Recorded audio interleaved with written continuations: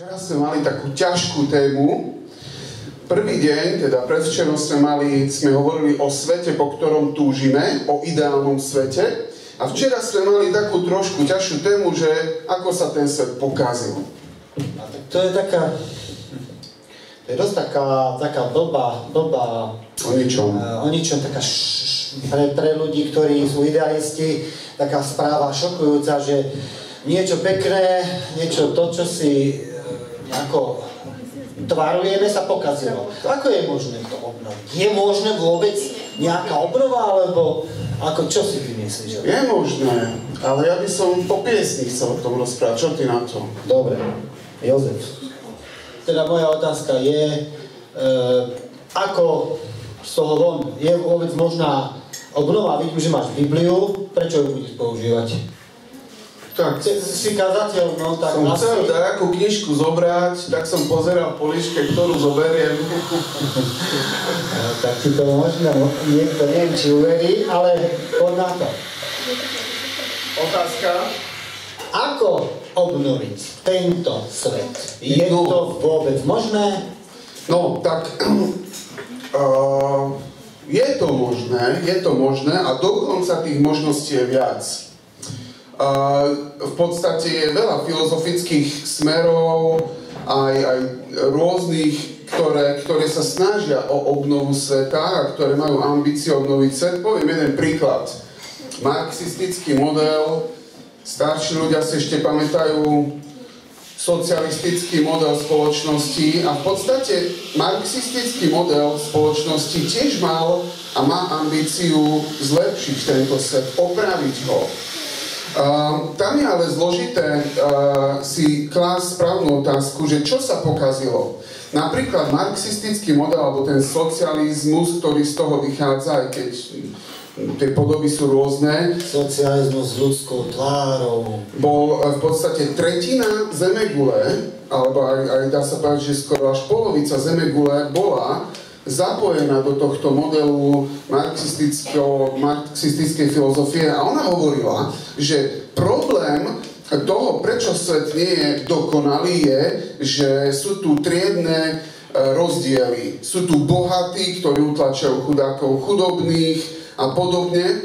A čiže otázka bola pre marxizmus, že problém je ten, že sú tu finančné triedne rozdiely a potom je východisko to, že treba zrušiť rozdiely triedne, finančné a treba, aby všetci ľudia boli na rovnakej úrovni finančnej, teda aby nikto nemal viac, aby nikto nemal menej, aby každý mal rovnako, aby každý sa rovnako obliekal, aby každý rovnako rozmýšľal. Zo pár tých, čo boli neposlušní, tak boli zlikvidovaní, krvička tam potiekla troška, ale v princípe to celé akože fungovalo. Čiže tých možností je viac a teraz som spomenul napríklad ten marxizmus. A nespomínam to preto, lebo by som chcel napľuť do toho, nie som až taký frajer, ale chcel by som to spomenúť ako to, že veľmi záleží na tom, ako sa kladie otázka, čo je problém tohto sveta. Biblický pohľad, a to je aj tá možno odpoveď na to, že prečo používam Bibliu, je, lebo si myslím, že biblický model uvažovania je schopný odpovedať na problémy aj 21. storočia, či svetové, či problémy na Slovensku, alebo v Leviciach, si predstav, že aj v Leviciach, alebo dokonca problém osobného života jednotlivca. Čiže som presvedčený, že Biblia je zaujímavý príbeh, ktorý dáva zmysel aj v 21. storočí. A to, ako pozerá Biblia na to, čo je problém, teda keď je otázka, či sa to dá zlepšiť, tak zase si položím otázku, čo je problém. A včera sme o tom hovorili, že problém je to, že človek sa poškodil a poškodil svoj vzťah s Bohom, poškodil svoj vzťah s druhým človekom a poškodil svoj vzťah aj ku sebe samému a v podstate už človek začal premýšľať a žiť úplne iným modelom, dá sa povedať, že poškodeným. Čiže odpoveď existuje, dá sa to, ale je potrebné premýšľať o tom, aby sa začalo vôbec na dobrom mieste. No, už som ti chcel skočiť do reči, ale nechám ťa za to dohovoriť, lebo slušnosť tak káže. Ale mal som pocit, že trošku začal už filozofovať, čo vy na to si myslíte. Sorry. No, dobre, ale čo si myslíš o tom? Erwin Biderman, čo si o tom myslíš? Ty. Nie, čo tu je napísané. Povedzme. Dobre, je to asi aj pravda. Hej? Ale povedz, čo si o tom myslí Erwin Biderman. No, myslím si o tomto, že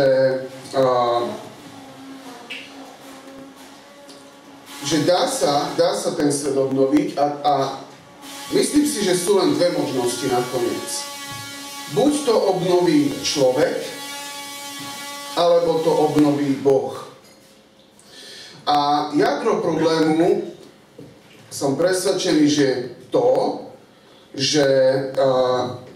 kto bude rozhodovať a kto je kompetentný rozhodovať, ako ten svet bol stvorený, čo sa pokazilo a ako ho opravovať. Inými slovami, šéf by mal opravovať veci, šéf by mal obnovovať svet a našou dnešnou témou je šéf obnovuje a môžu byť len dva druhy šéfov. Bude to človek, alebo je to Boh. Teda bude to človek ten, čo vykonštruoval svet a chápe všetky mechanizmy a on to aj opraví, alebo je to Boh, ktorý vykonštruoval tento svet a on rozumie tomu, čo sa pokazilo a on to opraví. Teda myslím si, že je to otázka šéfa, majiteľa, režiséra, manažera, ktorý to opraví.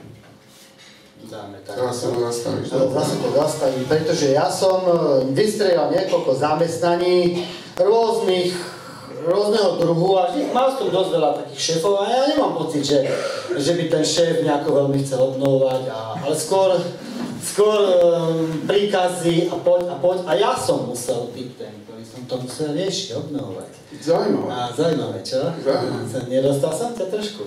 Úplne dostal.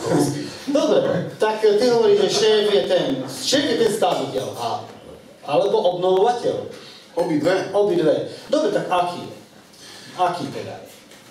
Super otázka, lebo od toho závisí, teda keď povieme, že Boh to napraví, aký Boh? Neviem, či viete, ale aj to, ako uvažujeme o Bohu, aj to je úplne rôzne. Úplne. Pre niektorých ľudí, tu na kresťanskom Slovensku, keby ste ho zastavili, že hej, povedz mi, existuje Boh? Veľké percento ľudí povie, že existuje. Veľké percento. Spýtaš sa ho, aký je Boh? No, Boh je ako môj detko, ktorý sedí na kresle, má fúziky a tak si tie fúziky napravuje. On je taký dobrák. Vieš, on je láska. Boh je láska. Hej. Čiže on ťa miluje. Hej. A on miluje, vieš, každého. Hej. Rozumieš? On je taký dobrák. A v podstate, ja nie som až taký, aký by som mal byť, ale Boh odpúšťa, lebo on je láska. A on odpustí každému nakoniec, veď však nikto nie je taký, čo niečo dobre nerobí na zemi. Myslíš také, že proste... Taký dobrý ujo. Dobrý ujo, ktorého... A vieš čo, on sa prezlieka na Mikuláša za Mikuláša. To je on. Akože to jeho povolenie, to remeslo Boha, láska... Milovať ľudí, jak to poznáš, však lásky je všade málo, tak taký ujo musí nám tu pomôcť. Ďalej, keby sme zastavili možno iných, povedia, ja viem, aký je Boh. Boh je všade. A Boh je nikde. Boh je všetko a Boh je nič. Boh je celý vesmír a Boh je aj zrnko piesku. Boh je všetko. Boh je energia. On nemá charakter, on sa nerozčulí a v podstate nič nie je ani dobré, ani zlé. Veci sa len dejú.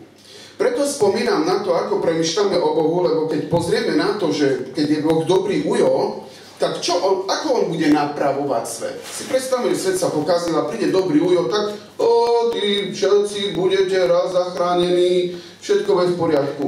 Keď rozmýšľame o tej filozofii, že Boh je energia, Boh je všetko vo všetkom, Boh je v stromoch, Boh je vo zvieratách, aj v muche, ktorú som včera zabil som jednu muchu na okne, lebo tam to. Aj to je Boh a Boh je aj v tebe, aj vo mne, všade je Boh. Táto filozofia je veľmi zaujímavá v tom, že nepozná dobro a zlo. Tam nie je nič zlé. Tam je len to, že plynie čas a plynú veci prirodzene. A napríklad som stretol viacerých ľudí, s ktorými keď som hovoril, že čo je zle na tomto svete, čo sa dá zmeniť, tak sme sa rozprávali o tom, čo je zle a dobre a povedali tí ľudia, že ja si myslím, že zlo a dobro neexistuje. No a ja nehovor. No a sa pýtam, že a keď niekto znásilní niekoho, to nebolo zlé. Proste sa to stalo. To je vlastne ako keby tá ďalšia kategória? Nie, to je stále tá. Všade. Proste nič nie je dobre, nič nie je zlé. A pre týchto ľudí nie je potrebné niečo napravovať. Niekoho niekto zabil. Vieš, musí byť aj Indián. Aj dobré veci, aj zlé. Keby nezomreli ľudia, by sa veľmi rozmnožili na tejto zemi. Nič nie je dobré, ani zlé. Myslím si, že títo ľudia sú frajeri, kým sa im nestane niečo zlé. Ale tam nie je potrebná obnova. Napríklad sú krajiny východné, kde táto filozofia vládne a sú ľudia na uliciach bezdomovci a oni im nemajú potrebu pomôcť, lebo povedia si, že to je jeho osud, on si to musí odpíkať, veď on sa reinkarnuje do novej podoby a snáď bude to mať lepšie. Čiže táto podoba, Boh vo všetkom, tá New Age podoba, vôbec nerieši problém sveta. Nepotrebuje. Čiže tam je Boh zase iný. Ďalej, tretí model Boha volá sa to deizmus a to je taký zaujímavý, že áno, Boh stvoril svet, Boh vytvoril nejaký stroj a v podstate ho natiahol ako, viete, také staré hodinky sa tak naťahovali. A potom to tak pustil a ten svet ide a Boh si vyložil nohy a sa hraje za autičkami potom celé milióny rokov. A to, ako ten svet ďalej bude fungovať, už nemá Boh v rukách, ale človek. To znamená, že viete čo, riešte si vy svoje problémy. To je v podstate deizmus. Veľmi zaujímavý model Boha je, a chcem, aby ste cítili to, že ako vnímame Boha, tam vnímame aj to, ako on rieši problémy. A tento model je zaujímavý, ktorý vám poviem. Boh škrapkania chrbáta. Môžeš mi prosím ťa poškrabať chrbát, lebo... Môžem, ja som masér. Dobre, takže aby som tu... lebo si mi pomohol a ja tebe pomôžem. Potrebuješ ešte niekto poškrapkať chrbát? Tento model škrapkania chrbáta je hlavne akože zastúpený v politeizme, a to znamená mnoho božstve. A to znamená, že keď mám nejaký problém, poviem to v príklade najprv v takom primitívnejšom. Niektoré primitívne kmene majú viacerých bohov a jeden boh je napríklad na plodnosť. Proste, aby sa plodili deti. A je to špeciálny boh na to určený. A ten špeciálny boh má svoje pravidlá a musíš sa k nemu presne modliť tak, ako to ten boh chce. A musíš mu dať presne takú obeť, ako Boh chce, musíš splniť presný rituál, ako Boh chce, lebo on to potrebuje. A ty, keď prídeš, poškrapkáš mu chrbát, prosím ťa, Boh, ja neviem, aký ugu-bungu, môžeš? A on povie, môžem, lebo ty si mi pomohol, ja tebe pomôžem. A tak môžu byť bohovia, ja neviem, Boh zdravia, Boh jedla, Boh dažďa, Boh hnevu, Boh vody, Boh slnka. A my sa z toho trošku smejeme, ale niekedy pozeráme na Boha tak, že mám problém. Asi každý má niekedy nejaký problém. Bože, mohol by si. Boh mlčí. Joj, čo by som urobil, aby som toho Boha troška potešil? Nechceš aby som ti dal nejakú špeciálnu modlitbu. Alebo nechcem sa veľmi dotknúť teológie katolíckej cirkvi, akože aby ste ma nevnímali, že chcem akože byť niekoho, ale tam je veľa svätých. A každý svätý má špeciálne vlastnosti a má špeciálne dary. A v podstate, keď sa pomodlíš špeciálne k tomu, tak ako to on chce, tak dostaneš špeciálnu pomoc. Tak máme patronov toho. Ale zase, aby ste nevnímali, že chcem ako poukazovať škaredo na to, niekedy pozerám aj na Boha tak. Potrebuješ, aby som ti niečo urobil, čo sa ti páči, lebo ja by som potreboval toto. Ináč, Boh nie je dôležitý, ale keď máme problém, vtedy ideme za ním. To je Boh škrapkania chrbáta. A viete čo, myslím si, že najviac ľudí aj na Slovensku funguje takto. Lenže tento Boh škrapkania chrbáta má jedno špecifikum. Vytvárame z neho niekoho, ako keby potreboval poškrapkať chrbát. Bože, to preto si ma nevšimol, preto mám problém, že ťa svrbí.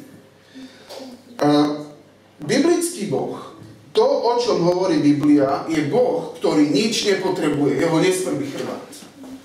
On nepotrebuje našu pomoc. On nepotrebuje našu existenciu. On nepotrebuje to, aby sme sa k nemu prihovárali. On nepotrebuje to, aby sme boli dobrí. On nepotrebuje to, aby sme ho milovali. On nepotrebuje to, aby sme mu spievali piesne. On nepotrebuje nič. On si vystačí sám a on tu vládne ako veľký pán a veľký šéf. To my ho potrebujeme. To my sme tí, ktorí ideme k nemu a prosíme, Bože, pomôž nám. Čo je vtip ešte v tomto komplexe alebo kontexte biblického Boha je ten, že my ho ešte nevieme ani presvedčiť, aby nám pomohol, v zmysle, že on nám chce pomôcť.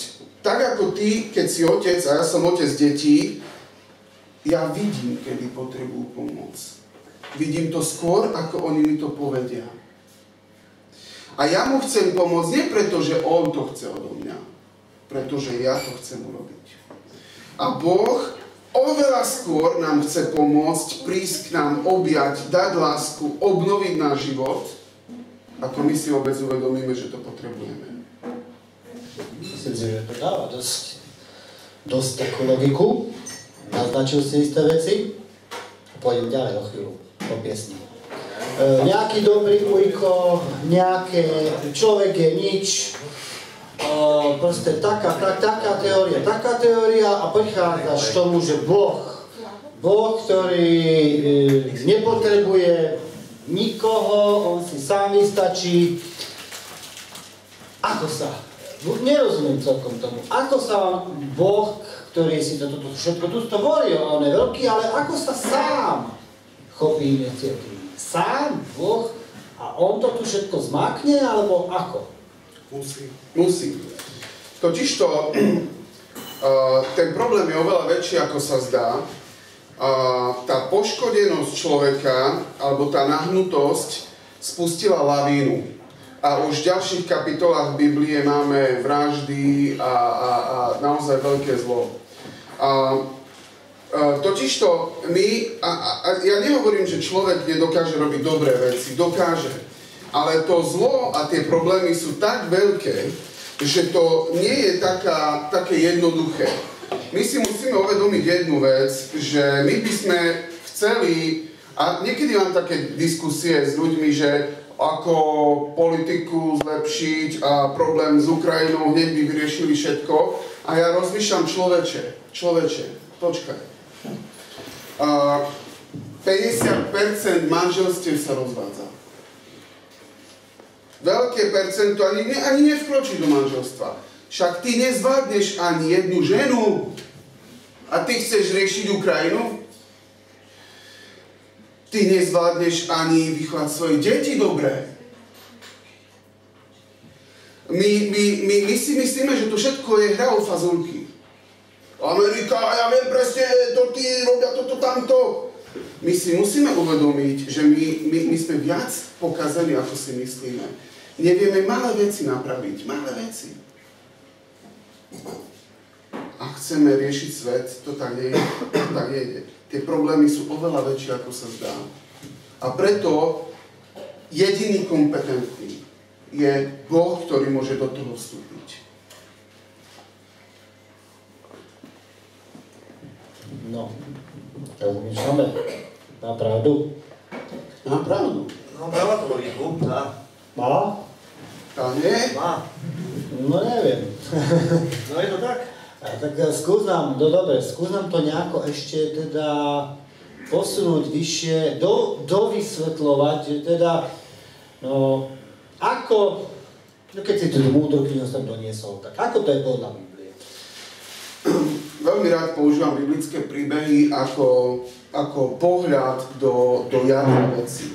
Pohľad do toho, lebo Biblia je nadčasová a Biblia má ambíciu vysvetľovať svet a aj vstupovať do nášho sveta. Poviem vám príbeh o jednom chlapíkovi, ktorý sa volal Abrám a neskôr Abraham. Bol to jeden chlapík, ktorý nič nemal s Bohom spoločné, žil si svoj pohanský život, nič o ňom nevieme v podstate veľké. Vieme o tom, že bol starý detko, 75-ročný detko, a teda žil si svoj život a Boh sa rozhodol k nemu prehovoriť. Ja neviem, ako prehovoril. Či prehovoril tak, že cez človeka, či sa mu snívalo, či, ja neviem, v lese počul hlas. To nie je podstatné. Tento náš príbeh začína tým, že Hospodin povedal Abrámovi. A povedal mu veľmi zaujímavé veci. Je to v 12. kapitole 1. knihy Mojžišovej a preskočíme potom do 15. Ale počúvajte, čo mu hovorí. Boh mu hovorí, odíď zo svojej krajiny. Hej, ty starý detko, počúvaj. Neusadzaj sa. Ešte mám pre teba túru 600 kilometrovú, pozbieraj všetky švestky a zober sa do svojej krajiny.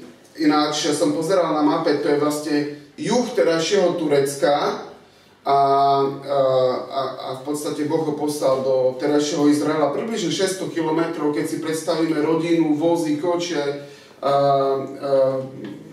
príbuzenstvo a zvieratá, všetko možné. Približne 3 až 6 mesiacov mohli ísť. Čiže odíď zo svojej krajiny, od svojho príbuzenstva a z domu svojho otca do krajiny, ktorú ti ukážem. Urobím z teba veľký národ, 75-ročný, bez detí, bez všetkého, niektoré telesné funkcie už ako zabudli svoju funkčnosť, ale ja z teba urobím veľký národ a požehnám ťa a zvelebím tvoje meno, buď požehnaním. Dokonca požehnám tých, čo žehnajú teba a zlorečiť budem tým, čo tebe zlorečia. V tebe budú požehnané všetky pokolenia zeme. Vypleskaný Abrám, to čo má znamenať? Ale dobre, ešte si povie, wow, tak čo ja viem, niekto ku mne hovorí, asi je to nejaký nadprirodzený toto, ideme na to. Tak išiel na to, ale roky plynú a on bol rozmýšľať, tak jak to je, to ten Boh, alebo kto mi povedal, že bude mať potomstvo, no ale nič. Depka a otázky, čo to je, čo to má celé znamenať? Ináč tento príbeh sa odohrával približne v roku 2200 pred našim letopočtom. Nemá deti, nič. Čo to má celé znamenať? No a potom preskočím, prejde niekoľko rokov a zase Pán Boh prehovorí k tomu Abrámovi. Neboj sa, Abrám, ja som tvoj štít, tvoja hojná odmena. Abrám povedal, Pán Hospodin, čože mi dáš? Veď odchádzam bezdetný a dedičom môjho domu bude Damaský Eliezer, to je sluha jeho. Abrám ešte dodal, veď si mi nedal potomka, môj sluha narodený v mojom dome má byť môjim dedičom. Mal dilemu, ťažkú dilemu. Hospodin mu však povedal, nie, on nebude tvojim dedičom. Tvojim dedičom bude ten, čo z teba vyjde. A to už mohol mať 80-85 rokov ten ujko. Vyviedol ho von a povedal mu, len sa pozri na nebo, spočítaj hviezdy, no tak vtedy vzniklo hvezdárstvo, chcem čo počítať. Spočítaj hviezdy, ak ich môžeš spočítať, a dodal, toľko bude tvojho potomstva. Wow. Nemal nič, zrazu hviezdy. Abrám, a to je zaujímavé, čo sa stalo potom. Abrám uveril Hospodinovi a on, teda Boh, mu to počítal za spravodlivosť. Potom povedal Boh: Ja som Hospodin, ktorý som ťa vyviedol z Chaldejského Úra, aby som ti dal do vlastníctva túto krajinu. On sa opýtal: Pán Hospodin, podľa čoho poznám, že ho budem vlastniť? A to je zaujímavé, čo teraz bude. Boh chcel s tým urobiť zmluvu, že hovorí mu, že Abrám, počuj, ty si to nevieš predstaviť, ale my urobíme dohodu. Chlapskú, gentlemanskú dohodu. Urobíme zmluvu.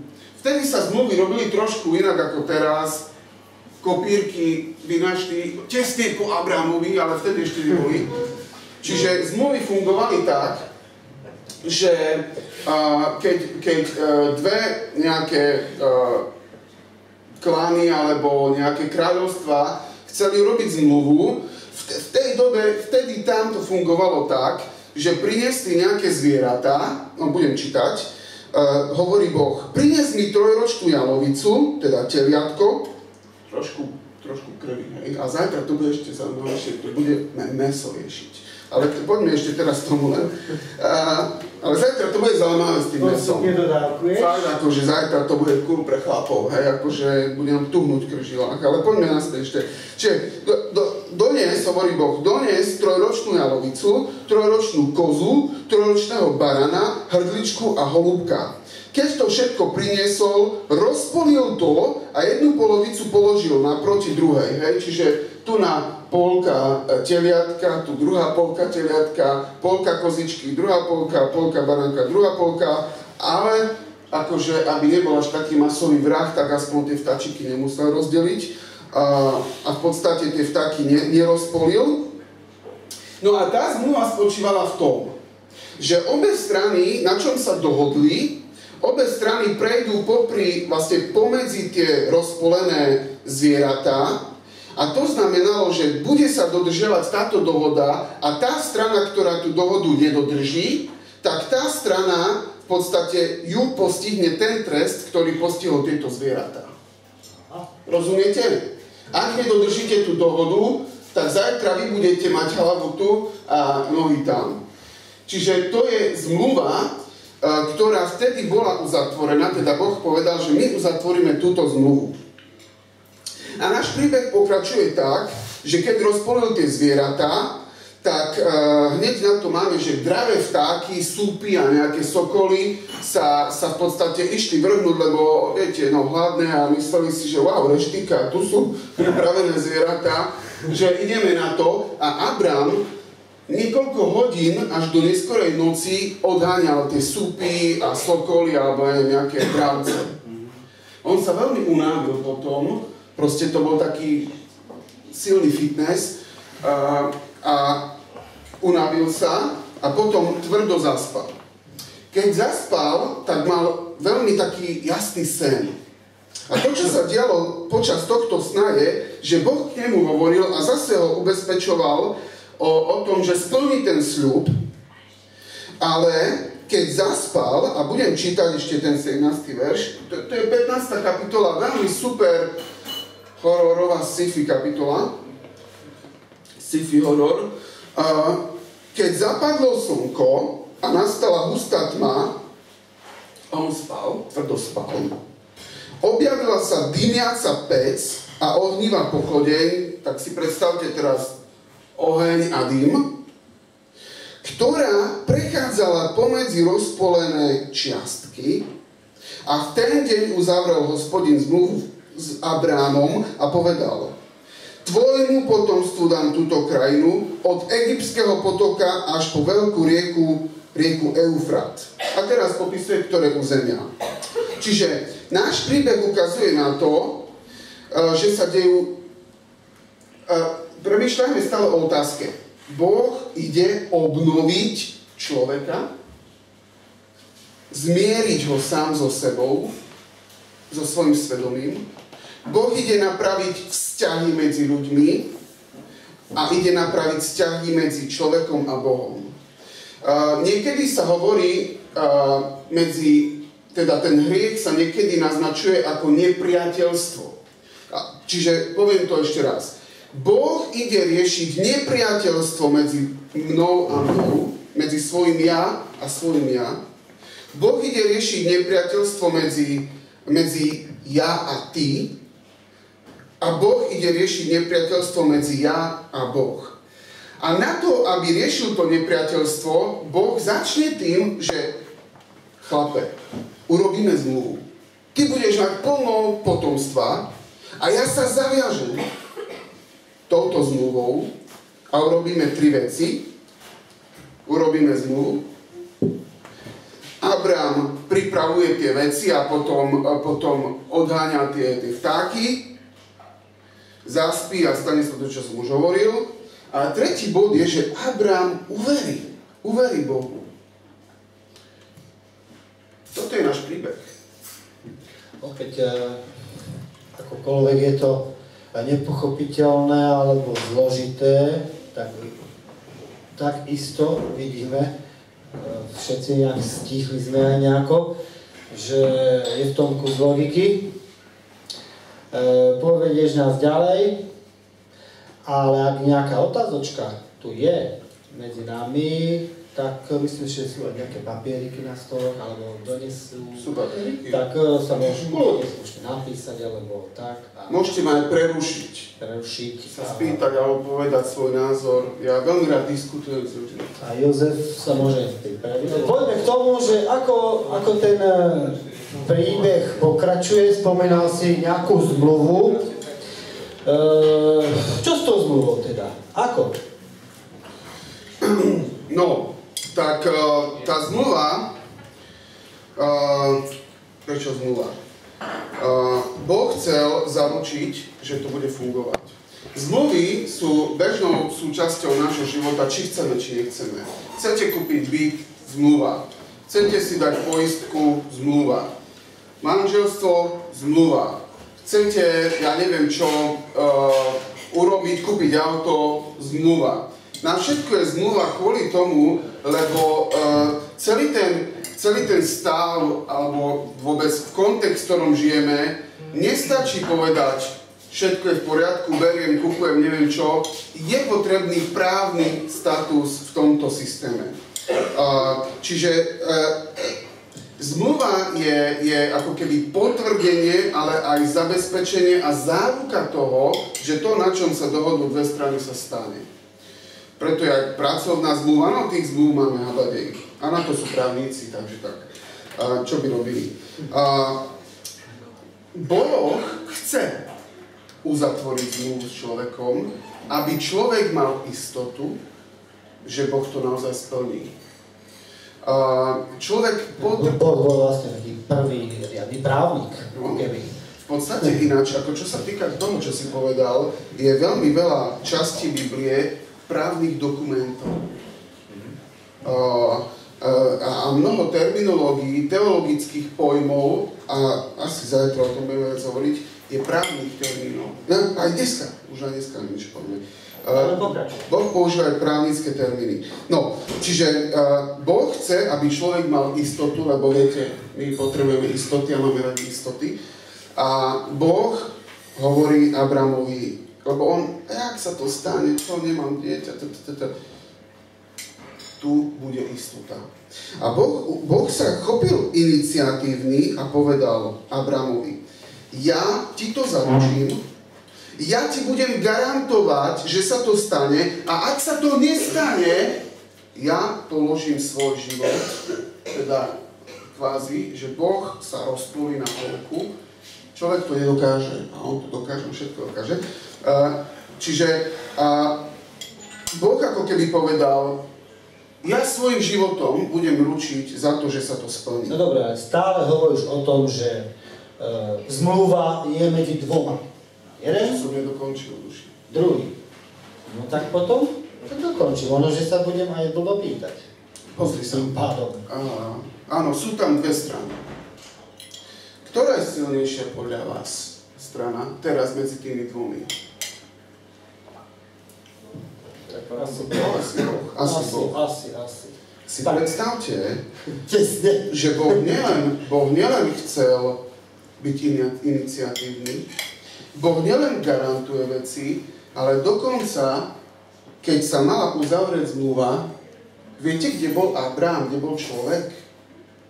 Chrňal, spal.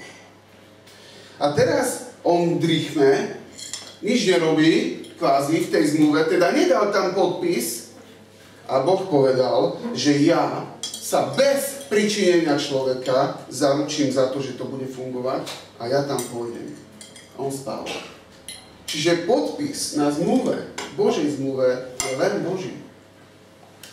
A tam môžeme vidieť obrovský čin lásky, obrovský čin iniciatívy, obrovský čin milosti. Keď Boh pozerá na človeka, že kamaráde, ako to je dobré, že sa snažíš, ale nevieš, ale ja to budem riešiť. A ty môžeš spať popri tom. No dobre, ale veď práve toto je to, že on tam spí a teda ako vlastne je to, keď vrátim sa trošku k tomu, čo som chcel nejak skočiť do reči, že Boh, jeden človek, nie jeden človek, jedna strana. A čo ten človek? A ten akože on si môže teda drýchvať, alebo teda ako? No, takto. Aj ten človek mal nejakú úlohu v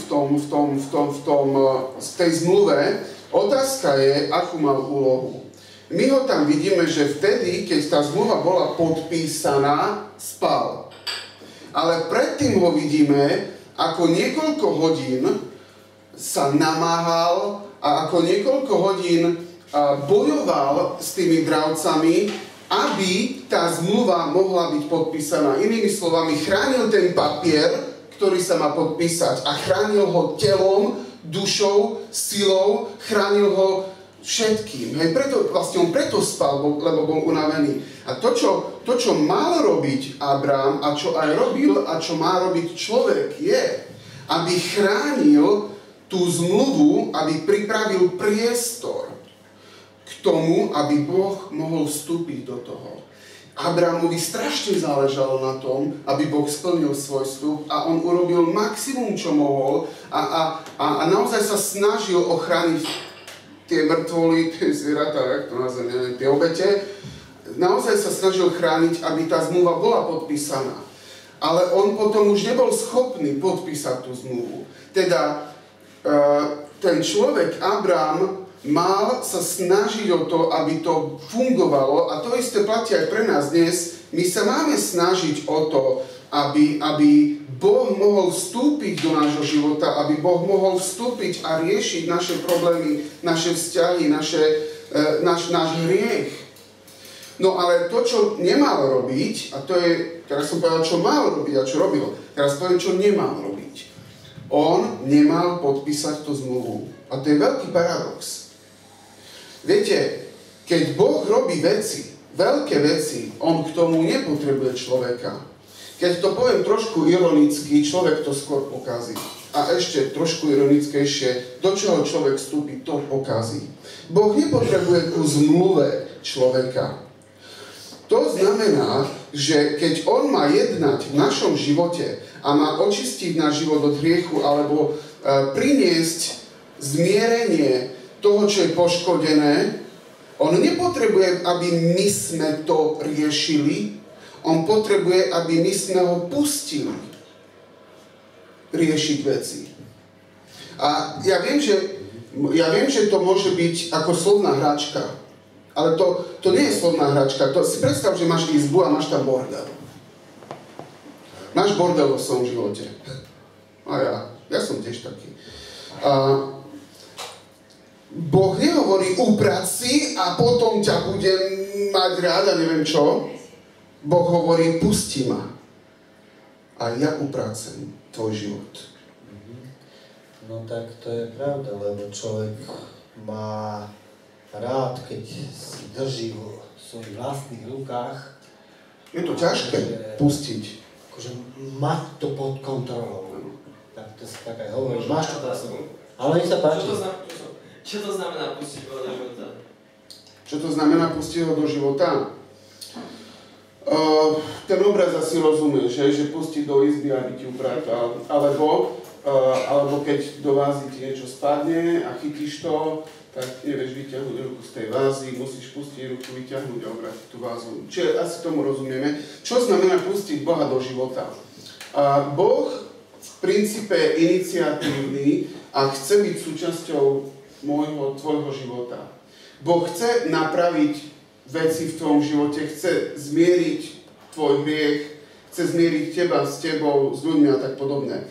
Znamená to, a v podstate ten tretí bod o tom bude, znamená to prijať, že Boh vyriešil tvoj problém a v podstate ty tomu uveríš. Ty to vezmeš, že Bože, ďakujem ti, že ty si schopný vyriešiť môj problém. A v podstate našou prácou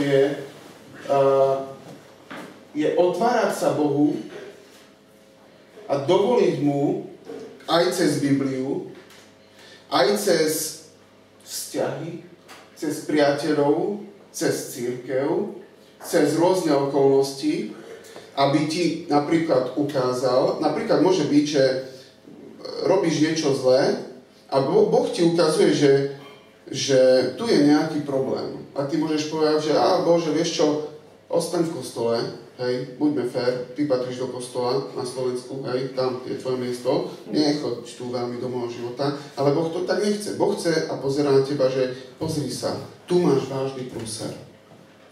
Našou úlohou je povedať Bohu, že Bože, chcem ti otvoriť svoj život. Chcem, aby si vstúpil do môjho života. Chcem, aby si odpustil moje viny a hriechy. Chcem, aby si ma očistil od môjho sebectva. Chcem, aby si zmenil môj životný smer, lebo viem, že sám to nedokážem. Chcem, aby ty si ma zachránil, lebo ja viem, že ja sám nedokážem byť zachránený. V podstate toto. Čiže na tú otázku môžem sa tak spýtať, ja nemusím urobiť nič, aby som bol zachránený? No, ty to nevieš. Ty to nedokážeš. To znamená, že to len treba pochopiť, že to nedokážeš.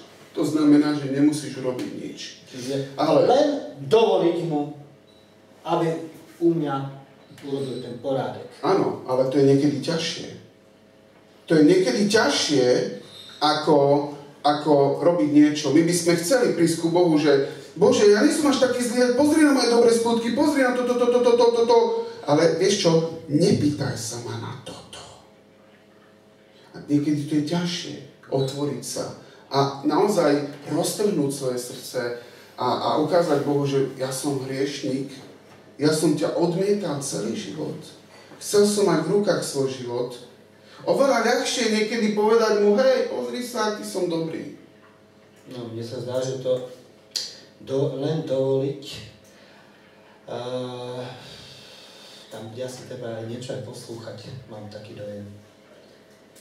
Že? Lebo je to veľmi jednoduché, že no tak, Pane, dovolujem ti, tuto urob niečo, lenže za tým je čiarka. Asi, taký mám pocit, že asi tam treba aj potom niečo poslúchať. Ako to teda? Poďme sa pozrieť na tretiu časť príbehu, lebo tá tretia časť nás prevádza zo starej zmluvy, teda z tej starej časti Biblie, do novej zmluvy a do dnešného dňa. Dobre, som za. Tretia časť, kde nastala radikálna zmena osobného života, ale aj dejín, nastala v tom, že Abrám uveril Hospodinovi a on, teda Boh, mu to počítal za spravodlivosť. Teda celé, o čom sme hovorili, sa stalo účinné vtedy, ak Abrám povedal, wow, pochopil som, že ty si Boh, ja som človek. Že ty si všetko, ja som nič. Že ty si pán a ja som sluha. A to znamená, že Abrám uveril Hospodinovi a Boh, právnický termín, ho oslobodil od vín a od hriechov a dal mu pečať spravodlivý. Spravodlivý preto, lebo prijal to, čo Boh urobil. Ako aj iné obrazy môžu byť. Napríklad spáchame zločin a v podstate každý z nás aj zlé veci robíme a Boh to zaplatí. On to zaplatí a trošku teraz prechádzame ku novej zmluve. On to zaplatí krvou svojho syna, nevinnou krvou, to, čo my dlhujeme. A nám stačí povedať pokorne. Ja verím, že si zomieral za moje hriechy. Ja verím, že toto bola platba za to, aby ja som mohol byť slobodný. Teraz, keď prejdeme do novej zmluvy, toto mi ešte dovolte a v podstate aj sa pomaly blížime ku koncu.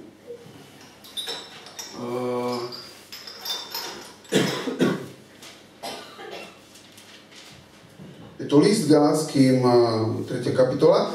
A v podstate tu sa vraciame k tomu príbehu, a to je už od 2200 rokov neskôr. Apoštol Pavol píše: Je to ako s Abrahamom, ktorý uveril Bohu a počítalo sa mu to za spravodlivosť. Vedzte teda, že tí, čo sú z viery, ktorí veria, sú Abrahámovými synmi. Keďže sa v písme predvídalo, že Boh z viery ospravedlňuje pohanov, už Abraham dostal prísľub: v tebe budú požehnané všetky národy. Teda tí, čo sú z viery, dostávajú požehnanie s veriacím Abrahamom. Čiže áno, tento typ viery, ale teraz poďme ku novej zmluve.